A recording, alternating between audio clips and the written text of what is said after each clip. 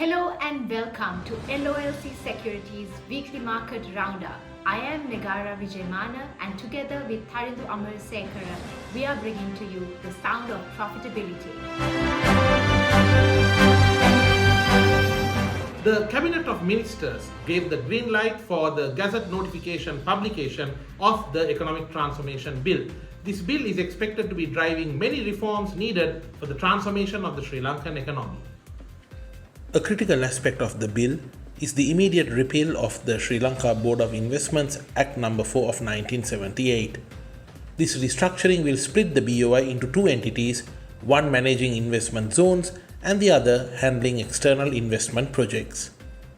The Act proposes the creation of 5 new entities: the Sri Lanka Economic Commission, Sri Lanka Investment Zones, Office for International Trade, National Productivity Commission, and the Sri Lanka Institute of Economics and International Trade.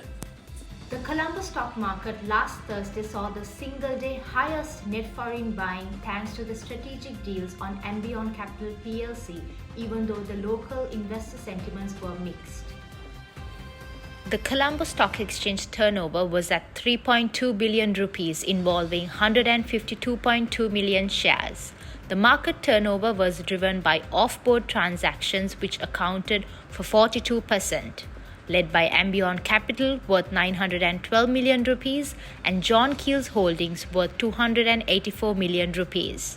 The consumer durable sector led the turnover at 32%, followed by the banking and capital goods sector jointly contributing to 39% of overall turnover. Moreover, there was notable interest observed in the hotel sector counters. LankaPay, Sri Lanka's national payment network, has partnered with PhonePe, a leading fintech solutions provider of India. This further means that UPI-based payments can be accepted via the Lanka QR merchant points. Indian High Commissioner to Sri Lanka, Santosh Jha, mentions that this shows the importance of fintech in increasing the connectivity between Sri Lankan and Indian economies.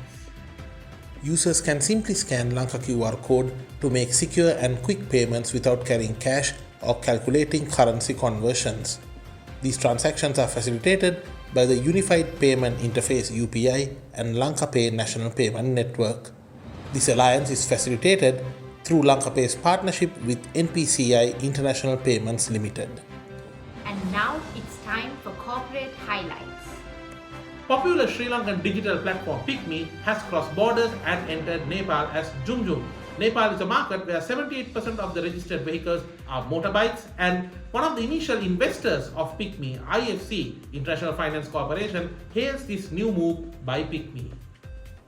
PickMe CEO Zulfa Jifri says it made perfect sense to launch their services for Nepal's motorcycle segment.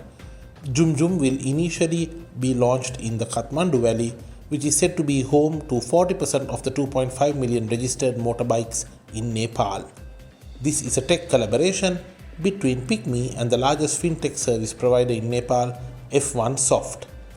In 2018, the International Finance Corporation IFC made a $2.5 million equity investment in PickMe, the first startup IFC backed in Sri Lanka, to help the company expand across the island and increase access to affordable, safe and efficient transportation.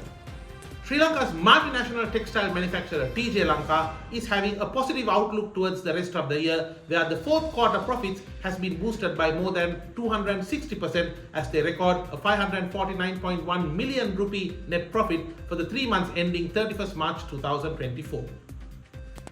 Despite an increase in sales volumes, the group's revenue for the quarter at Rs 15.3 billion was down 4% over the figure for the third quarter of the year and 12% lower than the revenue of the corresponding quarter of the previous year. This was due to the appreciation of the Sri Lankan rupee. The group ended the financial year with a strong balance sheet with a cash and cash equivalents balance of Rs 8.9 billion and a net asset base of Rs 30.1 billion. TJ Lanka chairman Ajit Gunawardena said it was encouraging to note the success of the multifaceted strategic initiatives undertaken to reverse the losses of the first quarter and to respond to market dynamics. China's Ministry of Commerce, MOFCOM, urged the US to immediately cancel the additional tariffs placed on Chinese products and vowed to take action to defend its rights on these additional tariffs placed on the Chinese products such as electric vehicles. The Biden administration announced new tariff rates on several Chinese products, including a major hike in levies on Chinese EVs. Starting this year, President Joe Biden will quadruple tariffs on imported Chinese electric vehicles from 25% to 100%. The tariff rate on lithium-ion EV batteries will more than triple to 25%. China's Ministry of Commerce stated that the US decision to increase the tariffs goes against President Biden's commitment of not seeking to suppress China's development and not seeking to decouple with China. They also stated that it is not in line with the spirit of consensus reached between the two heads of state. Thank you for tuning into LOLC Securities Weekly Market Roundup. We will see you next week.